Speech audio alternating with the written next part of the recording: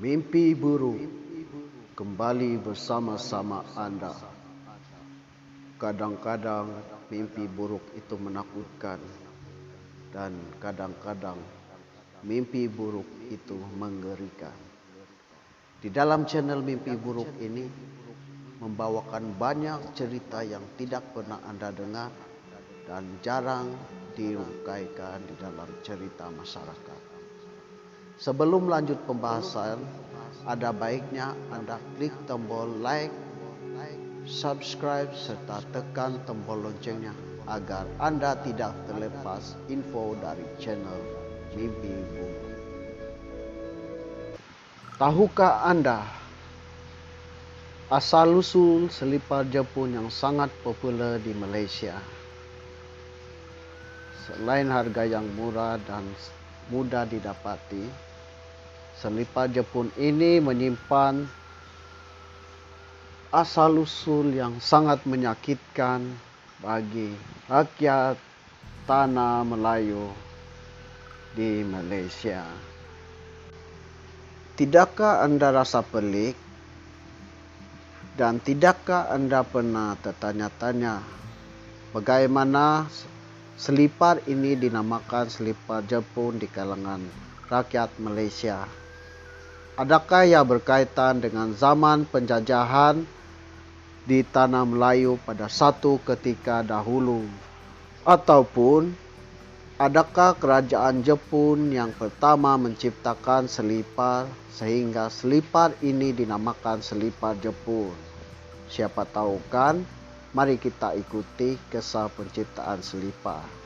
Di kerajaan Jepun, ia bukanlah dipanggil selipar tapi dipanggil trompa yang diperbuat daripada kayu yang mempunyai bahagian tumit kaki dan hadapan selipar.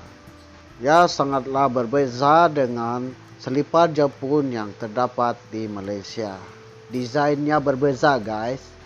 Selipar atau lebih dikenali dengan panggilan nama selipar Jepun memang sangat selesa, menyenangkan dan memudahkan pergerakan apabila dipakai. Atas sebab itu, sejak dari dulu sehingga kini, ramai orang memilih untuk memakai selipar Jepun daripada kasut. Tapi, siapakah pencipta selipar? Adakah orang Jepun yang menciptakannya? Sejarah selipar sebetulnya sangat panjang.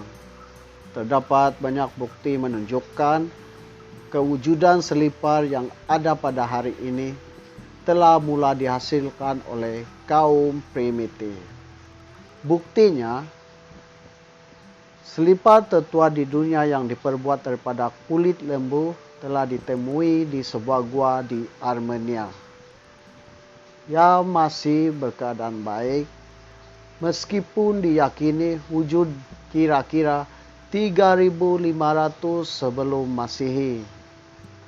Bagaimanapun, terdapat bukti lain menunjukkan bahawa penggunaan selipar sebenarnya lebih lama daripada tempo tersebut.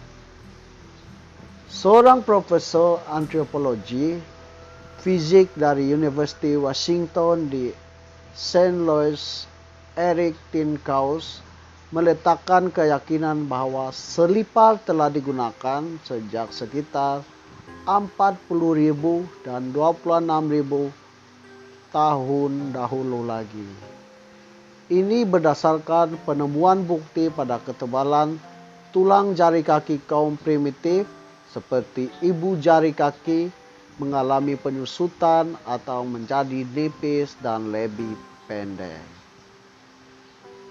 Jika ribuan tahun dahulu selipar sudah ada, bagaimanakah agaknya rupa alas kaki mereka? Penggunaan selipar pada zaman dahulu sangat ringkas rekaannya.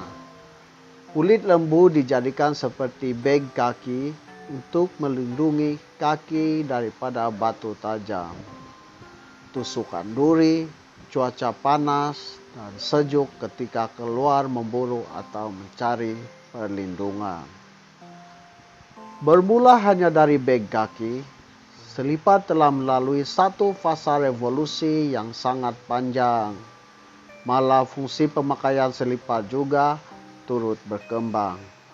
Bukan hanya untuk tujuan melindungi kaki, tapi juga sebagai pelengkap, gaya, dan lambang status sosioekonomi seseorang.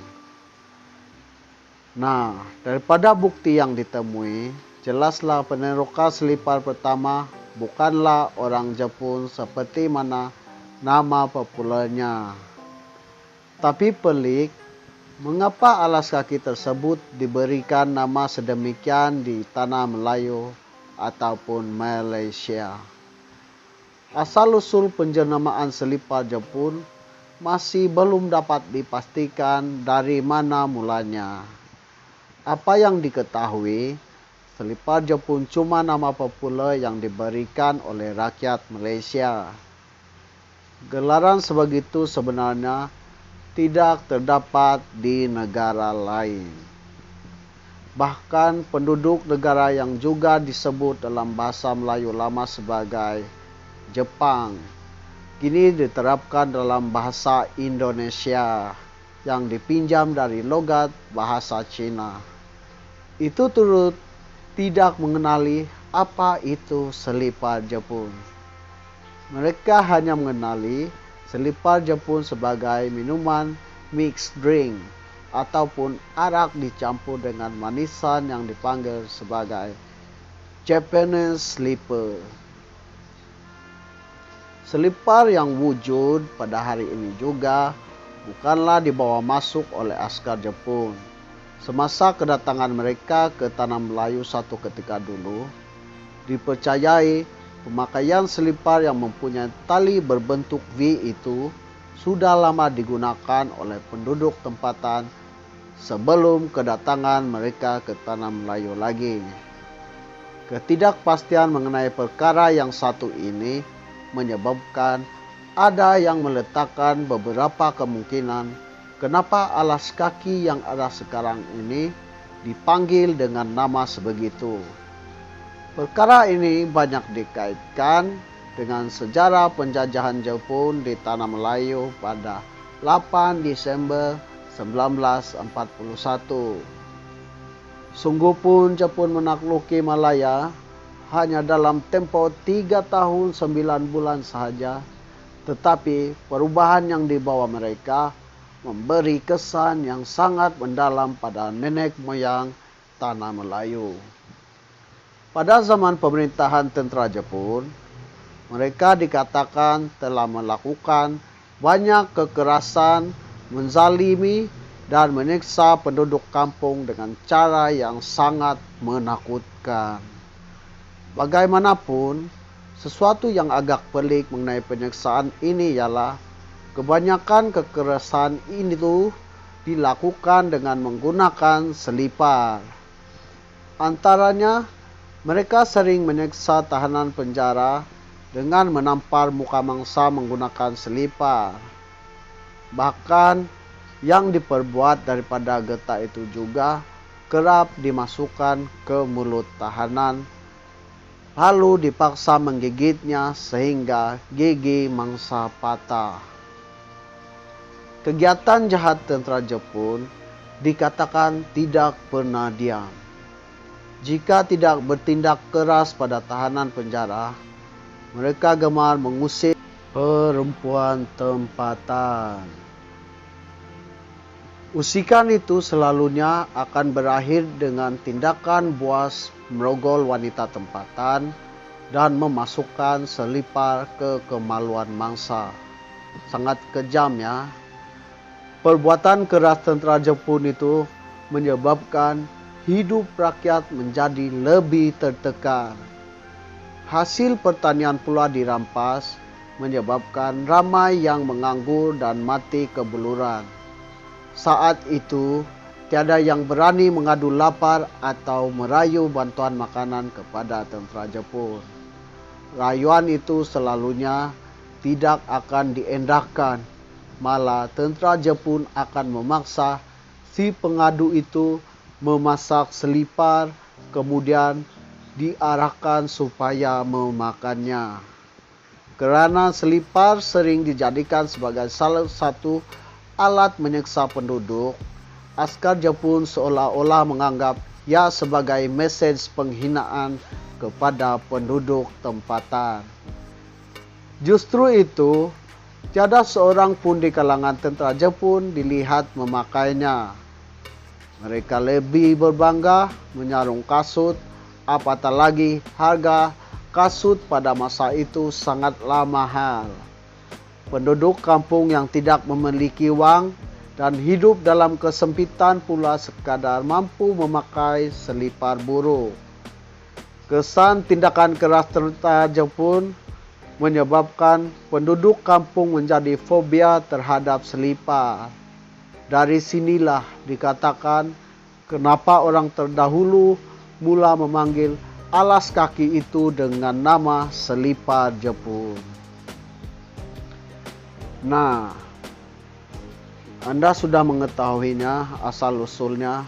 Di dalam populer untuk menjadi pakaian harian di masa kini, selipar Jepun juga punya sejarah yang sangat pahit pada penduduk tempatan. Walau bagaimanapun, ini cumalah hanya teori sesetengah orang dan tidak tahu apa yang sebenarnya membuatkan penjenamaan selipar itu sebagai selipar Jepun. Terima kasih kerana Anda sudah menonton. Jangan lupa ikuti kisah-kisah yang menarik di video selanjutnya. Jika Anda suka, jangan lupa klik tombol like dan subscribe channel ini agar Anda tidak terlepas video-video yang menarik seterusnya. Terima kasih.